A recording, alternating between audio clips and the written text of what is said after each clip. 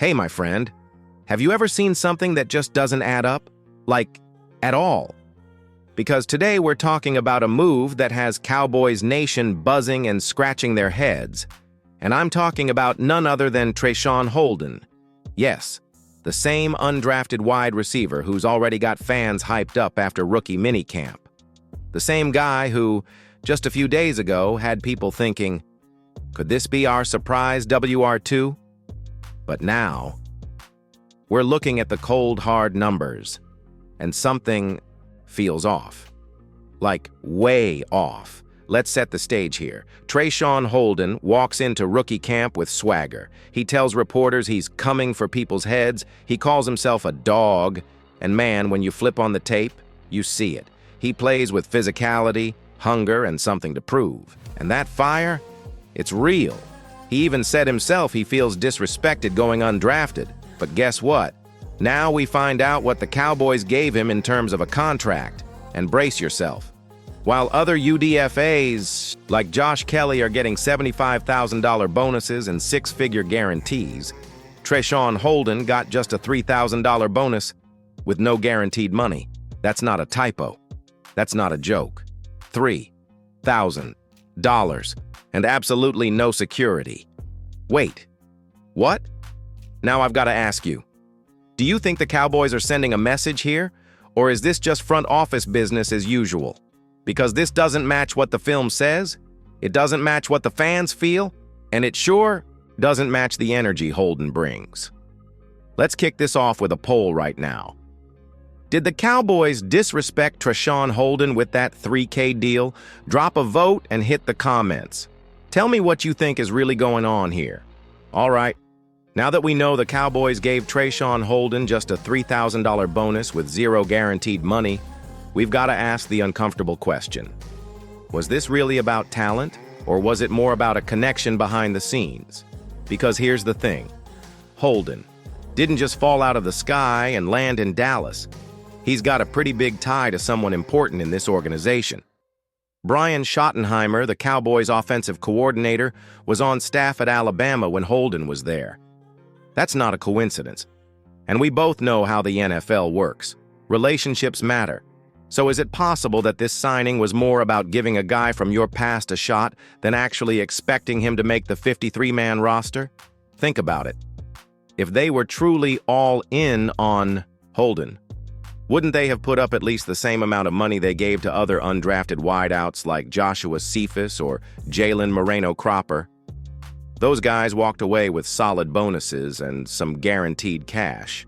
Holden, nothing but a handshake and a good luck, kid. And remember, when teams hand out guarantees to UDFAs, that means something. It says, we believe in you enough to put real money behind it. So what does it say when they don't? That maybe he's just a camp body. Or worse, maybe it's just a personal favor from a coordinator who liked a player from his Alabama days. But let me toss this back to you. If this was just a favor, do you think that's a bad look for the Cowboys? Or is it just part of the NFL game, where favors and friendships come with the territory? Hit the comments right now and let me know. Are you cool with these kinds of signings, or should every single roster spot go to the best man available?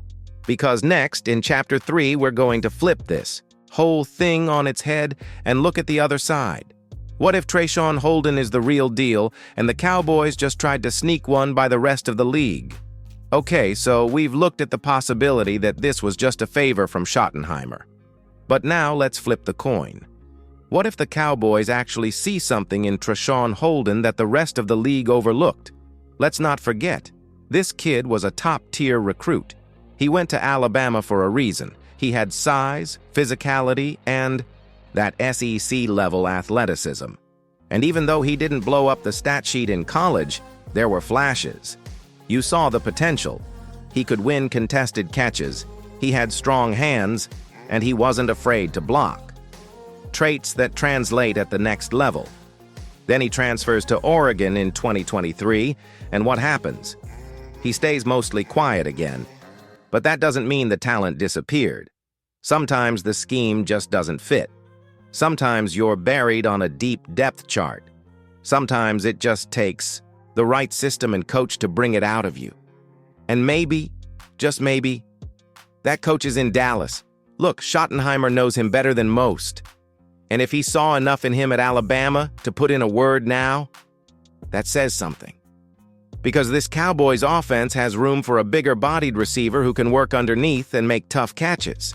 They don't have a bunch of 6'3" guys willing to get physical. CeeDee's elite, but he's not a bruiser.